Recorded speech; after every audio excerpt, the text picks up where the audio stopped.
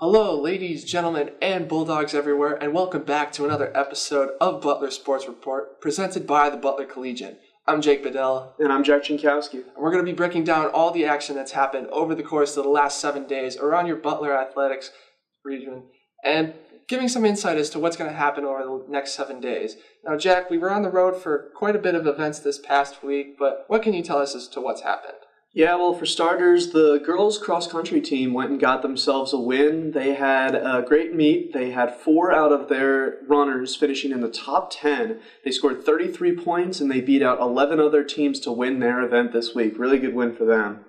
And then we go over to men's soccer. They had a tough loss to Creighton. And the number 25 ranked Blue Jays beat our Bulldogs 3-0 in that game. And the Butler Bulldogs men's soccer team falls to 1-4-1 on the year. What do they got coming up? Well, they're going to look to improve the team morale this upcoming weekend against Big East foe Providence. The Friars are sitting at 3-1 so far this year and are second bottom in the standings. The Butler Bulldogs are last in the Big East standings, sitting at 1-4-1. So they're going to need to try and jump out to a lead early and push towards offensive production. They've been kind of struggling in terms of in the shot department and averaging very low amount of shots per game. So if they're able to improve that, they might be able to walk out of that Saturday game with a win. A lot of time left in that season for sure. Mm-hmm.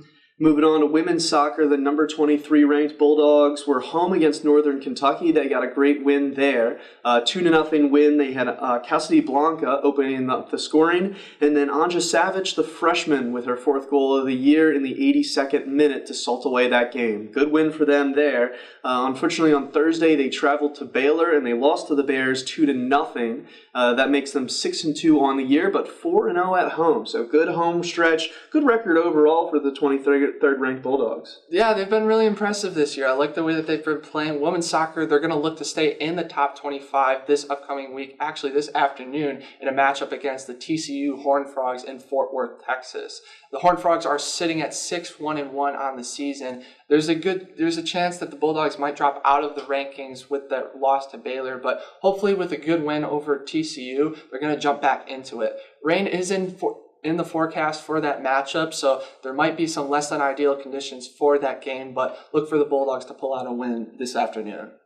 Then switching over to women's volleyball, the team had 3 games this weekend, and they went 2-1 over the weekend. 5 sets they lost to Cleveland State to start the weekend on Friday, but then they rebounded and won 3-0 matches against Santa Clara and Kent State. They are now 3-9 on the year.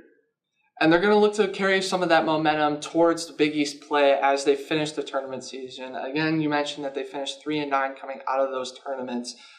So the momentum from this last tournament, I think, will give them good encouragement moving forward. They play Seton Hall on Friday and St. John's on Saturday. Seton Hall sits at 6-6 in the Big East standings, and Seton Hall leads the Big East at 11-4.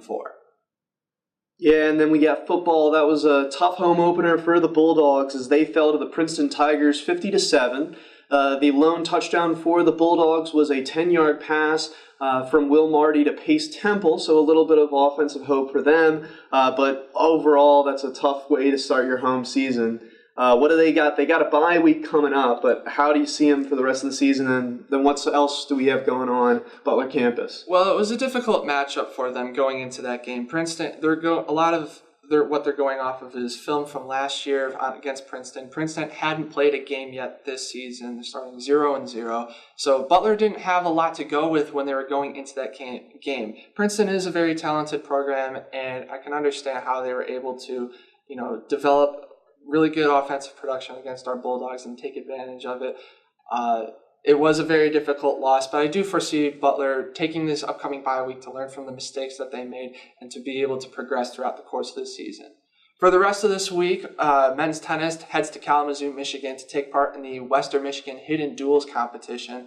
This will be the first competition of the men's tennis season, which will take place Friday and Saturday. That's all that we have for athletics this week. Yep, so check us out next week for more recaps and previews of your favorite Butler sports. For the Butler Collegian, I'm Jack Chinkowski. I'm Jake Bedell. Have a good one.